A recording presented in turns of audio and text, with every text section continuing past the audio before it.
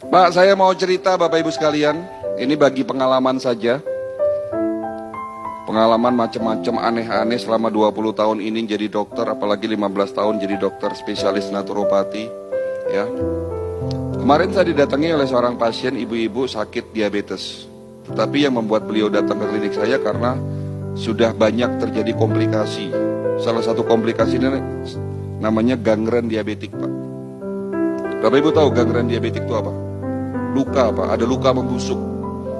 Jadi kalau ada di luar sana ada istilah diabetes basah ya. Sebetulnya itu bukan begitu cara pembedaan diabetes. Bukan tipe basah, tipe kering, itu tidak ada di dalam medis. Ya. Jadi ibu ini datang dengan kondisi yang sudah sangat lemah, Pak. Ya. Tubuhnya lemah, pakai kursi roda, kaki sebelah kanannya membusuk. Jadi waktu datang ke klinik saya itu jari kakinya sudah mulai copot satu-satu. Telapak kakinya bolong, membusuk, jarak 3 meter sudah tercium aroma tidak sedap. Datang di depan meja saya nangis-nangis. Dok, saya sudah pasrah. Sebentar lagi kaki saya mau diamputasi. Tapi terakhir saya minta tolong sama dokter. Apakah ada cara supaya kaki saya sembuh tanpa harus diamputasi? 8 bulan terakhir ini saya menderita, dok, tidak bisa tidur.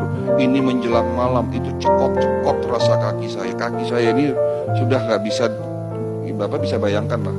Kalau kita ketusuk duri aja sakitnya kayak gimana. Lah ini lukanya menganga, Pak. Ya.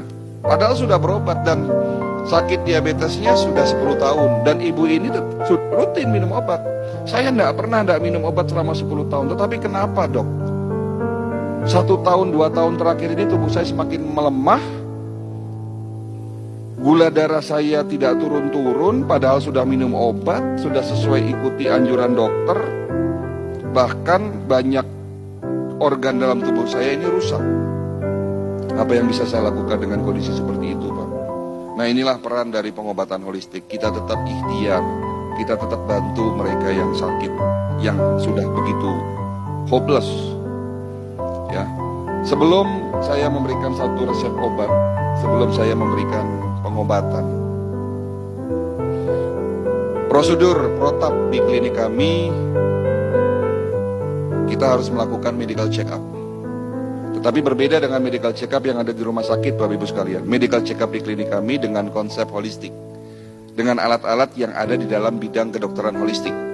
Alat ini saya temukan waktu kami masih belajar di Beijing. Nama alatnya Human Resonance Magnetic Analyzer. Sebuah alat untuk memeriksa fungsi organ lewat gelombang energi.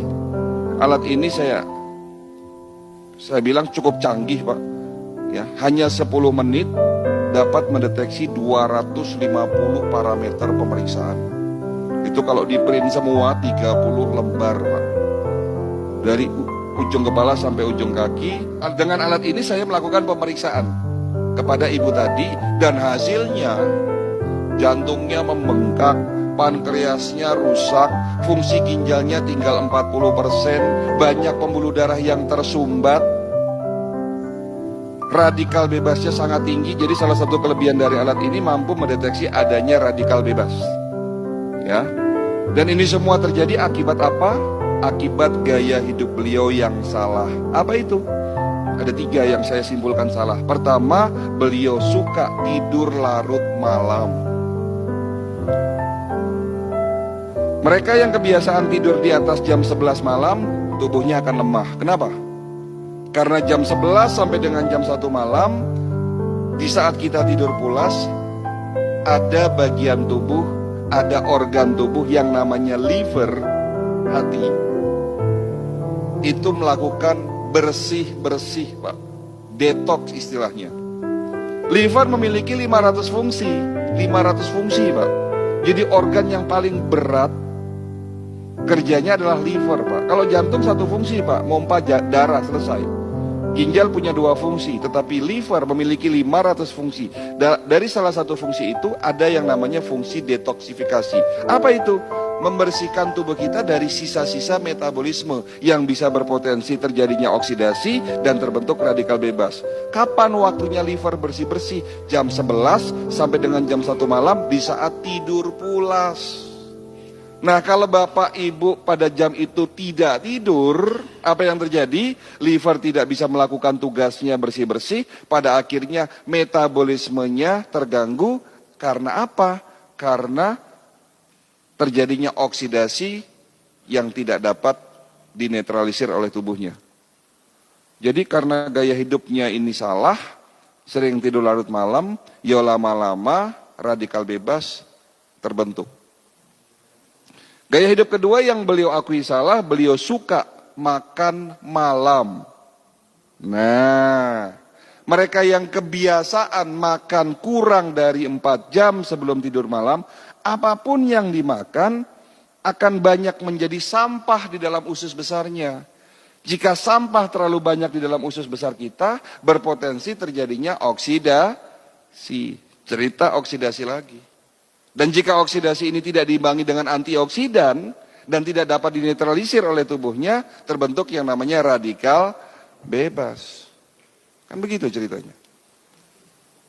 Jadi mudaratnya lebih banyak daripada manfaatnya makan malam itu. Jadi kalau ditanya, dok, kalau sekali-sekali kita hajatan boleh nggak makan malam? Ya boleh, nama juga sekali-sekali. Tapi kalau ini dijadikan kebiasaan setiap hari makan malam, ini jadi masalah. Jadi itu gaya hidup kedua yang beliau akui salah. Yang ketiga, beliau tidak suka minum air putih. Apa yang salah dengan tidak minum air putih? Hati-hati, Pak. Bangun tidur, kita harus minum 1 gelas air putih. Setelah sholat subuh, minum 1 gelas air putih. Karena air putih sebagai pembilas, penetralisir sampah di dalam tubuh kita. Jadi kesimpulan yang bisa kita dapatkan apa di sini? Tidak ada satupun penyakit bisa sembuh jika Bapak hanya mengandalkan obat. Karena sesungguhnya kita sakit akibat gaya hidup kita yang salah. Berarti langkah pertama, step pertama sebelum tanya obat, sebelum Bapak minum obat, ya rubah dulu gaya hidup yang salah.